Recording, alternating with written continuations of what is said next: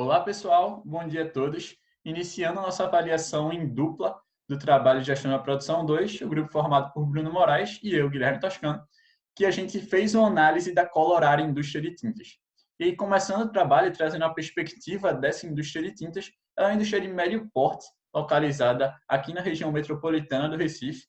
Ela tem um crescimento constante ao longo dos anos, tem esse cenário futuro planejado, baseado na experiência dos clientes, e tem recentemente um aumento muito grande da demanda, um cliente muito grande agora em Suape.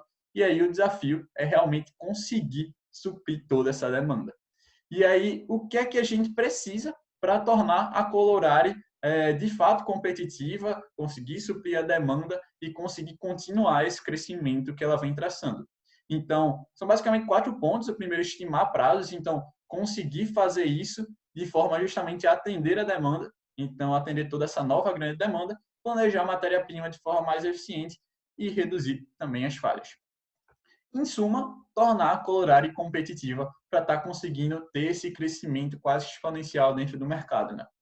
Mas como a gente conseguir fazer isso? Como a gente conseguir atender a toda essa demanda?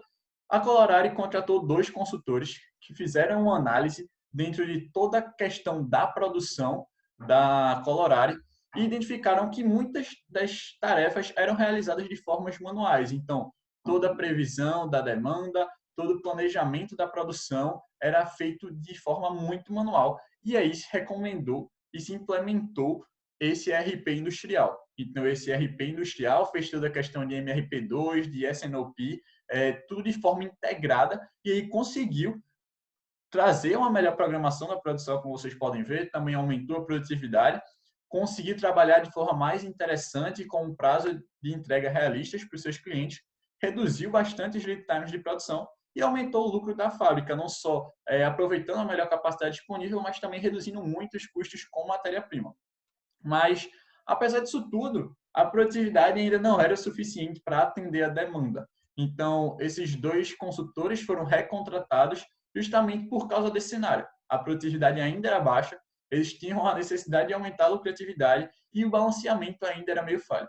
Então, esses 2 consultores foram contratados para fazer uma análise através da teoria das restrições, identificando os gargalos e vendo realmente dentro da produção como se podia melhorar, como podia tornar mais eficiente todos esses processos.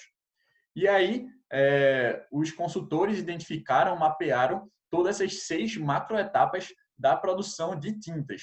Então, vocês conseguem ver aqui, né, são 6 macroetapas, todas as questões das matérias-primas, justamente para identificar dentro dessas macrofases onde se teria o gargalo.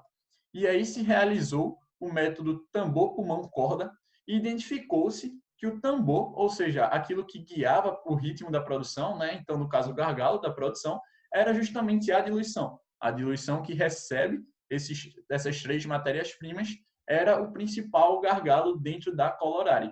E aí, o que foi proposto pelos consultores era justamente a adição de um pulmão. Então, esse pulmão fazia com que a produtividade fosse mais alta, com que a produção fosse aumentada, justamente por aumentar o ritmo, por não precisar ficar tão dependente daquele gargalo que era a diluição dentro do processo de fabricamento das tintas. Mas, além disso, também foi analisado todo o sequenciamento da produção. Então, o método do scheduling da produção era o primeiro que vem, é o primeiro servido. Então, aquele trabalho que chegava primeiro era o primeiro a ser processado. E isso também foi identificado que tinha um alto nível de atraso, então uma espera muito grande dentro desse método. E os consultores fizeram análise para ver como podiam melhorar esse método de sequenciamento, como isso podia ser feito de forma mais eficiente, também visando aumentar a produtividade para conseguir suprir aquela demanda muito grande da fábrica de Suape. E aí foi identificado que se o sequenciamento fosse feito através do método de menor tempo de processamento, se conseguiria uma eficiência muito maior. Ou seja, conseguir-se ver pragmaticamente que a média de trabalho atrasados diminuiria cerca de 15%. Então, a eficiência conseguiria aumentar, a produtividade também conseguiria aumentar bastante.